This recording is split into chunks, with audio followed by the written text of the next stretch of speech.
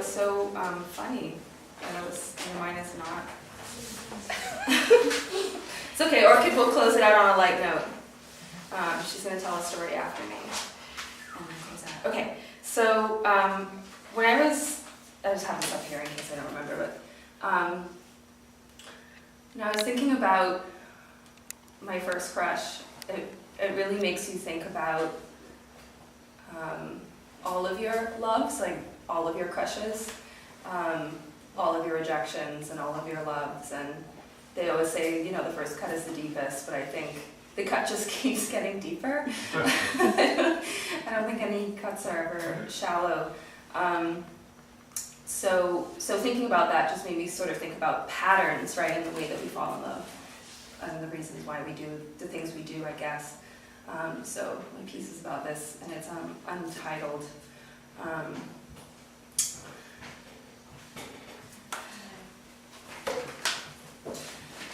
It is hard to understand why we love the way we do. My first crush gave me flowers, carefully selected from the schoolyard playground. And then, 1 year later, he vanished. But the flowers stayed with me, even though his face didn't. I remember the flowers in fragments, like a Van Gogh kind of painting, the petals sort of shedding all over my feet. I think about you often.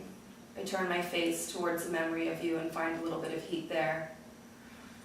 I can't stop thinking about the sunflowers we visited together. There were other things, of course. A lightning storm at 4 a.m, a shared cinnamon bun in a parking garage, the sun's reflection drowning in a riverbed, the thought that the fields of your farmland, landlocked home could grow so quickly that you could hear it. It was a joke I didn't get, but I thought if it did make a sound, it must sound like the sea, and so perhaps we aren't so far apart right now after all. When I sit on trains, like the train that took me to see you, I make sure to travel backwards and close my eyes. I blow circles of fog onto the windows and I draw sunflowers there, and I watch them fade from the outside in. I think this is how Persephone must have felt when she lay in hell's bed, desire growing so quickly inside of her that she feared its ability to swallow her whole like a rogue wave. Her home is dead. She's already walked backwards out of that sea, but she doesn't care. Her desire has grown far beyond some innocuous flower she can pluck and place in the corner of her room. It is a field of tough sunflower stalks, making a new kind of spring in her heart. A long time ago, I gave somebody a box, and on the lid it said, "This is what I think happiness looks like, but you are not here to share it with me, so I will never know." Inside, there was a puzzle. When you put it together, it made a field of sunflowers. It was a map to find me when I get this way, because I forget that in plucking the petals, he loves me not, trying to piece some riddle of the heart together, that the flower dies either way.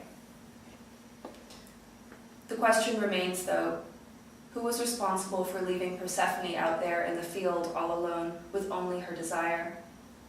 And if mine grows strong enough, will it manifest you?